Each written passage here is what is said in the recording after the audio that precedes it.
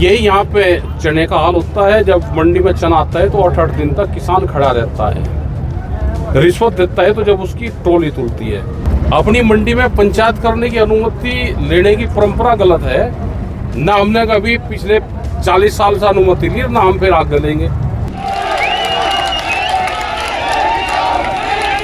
कल भी हमने बानापुरा ब्रिज तक की अनुमति दी थी, लेकिन उनका आवेदन चूंकि मंडी तक का ही था और मंडी तक ही ले जाने के लिए अड़े थे। लेकिन जिस तरह से सोयाबीन का किसान पूरे प्रदेश में आंदोलन कर रहा, तो ये बड़ा आंदोलन है।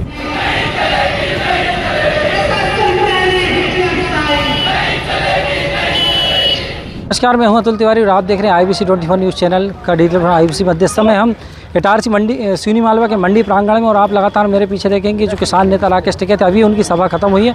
लगातार किसानों की जो मांग है उन्होंने मंच से यहाँ पर कही। पहले प्रशासन ने मंडी में अनुमति नहीं दी सभा करने की, उसके बाद प्रशासन बैकफुट पर आया और लगातार मंडी में यहाँ पर अनुमति हुई। और लगातार जो किसान नेता है राकेश टिकैत, उनने यहाँ पर किसानों के बीच में अपनी बात रखी और किसानों की बात भी सुनी कि किस प्रकार से सिवनी मालवा क्षेत्र और मध्य प्रदेश के किसानों की समस्याएं हैं। और उन्होंने यहाँ पर अभी मध्य प्रदेश शासन के अधिकारियों को ज्ञापन प्रेषित करा भारत सरकार प्रधानमंत्री के नाम से कि हमारी जो मांग है, जो सोयाबीन का जो MSP का मूल्य 6,000 रुपये होना चाहिए और मक्का 3,000 रुपये तक का मूल्य होना चाहिए। इस प्रकार की जो मांगें थी, एक भारतीय किसान यूनियन के राष्ट्रीय प्रवक्ता राकेश टिकैत के द्वारा यहाँ पर ज्ञापन देकर सौंपा गया और किसानों की मांगें यहाँ पर उनके द्वारा बताई गई। ये सोयाबीन का इशू है।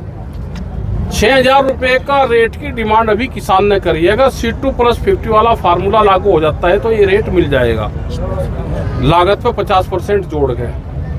यही यहाँ पे चने का हाल होता है। जब मंडी में चना आता है तो 8-8 दिन तक किसान खड़ा रहता है, रिश्वत देता है तो जब उसकी ट्रॉली तुलती है।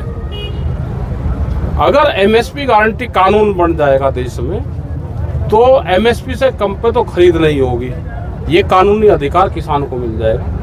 उसी की लड़ाई पूरे देश में लड़ी जा रही है। तो सर, कल अनुमति नहीं दी गई थी, कोई विवाद की स्थिति बनी? ऐसा है ना, अनुमति अपनी मंडी में पंचायत करने की अनुमति लेने की परंपरा गलत है।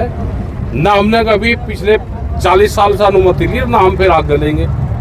सूचनार्थ होता है, हमारा अनुमति नहीं होती। अनुमति हमें कौन दे देगा भाई? यहाँ पे मीटिंग करने की अनुमति कौन देगा हमको? सूचनार्थ होती है, हमारी अनुमति नहीं होती।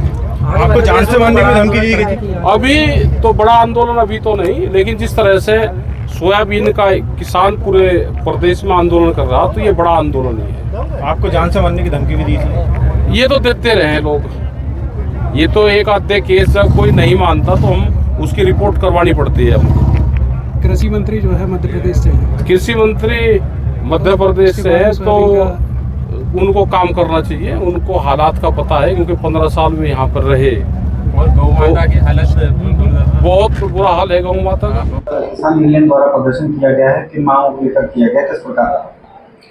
किसान यूनियन की मांगे हैं सोयाबीन के रेट को लेकर, धान और मक्का के रेट को बढ़ाने को लेकर है।